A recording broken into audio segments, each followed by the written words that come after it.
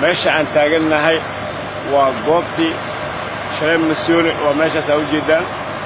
meeshaana waa meeshii Talyaaniga lahaayeen kaniisadina waa kaas gudoomiyaha degmada Xamarweyne ah waxa lagu leeyahay corruption iyo musuqmaasuq iyo waxa laga hortagaa dawladda urseedayso corruption iyo musuqmaasuq warqadan gudoomiyaha degmada aan ahay wax og aan ku leeyahay ma jirto cid sameysayna ilaa ku dhaartay fadeexadeeda ceebteeda meel kastaan soo bandhiga cid aan ugu baqaayana ma laha laakiin madaxweynaha jamhuuriyadda waxaan u sheegaa ra'iisul wasaaraha dalkana u sheegaa in musuqmaasuq iyo corruptionka dawladda dhexdeeda ay ku jirto la rabo in laga qabto meeshaan la burburinayo waa degmada Xamarweyne gudoomiyaheeda ah wax ka warqabana ma laha wax la ogeysiina ma laha waa boob iyo tuugnimo iyo dhac iyo wax loo socdo waxaan u cadeynaa cid aan kaga baqaaya ma laha halkaasna waa boob loogu socdo halkaana boob loogu socdo waxaan u sheegaa mar labaad markooda mar saddexaad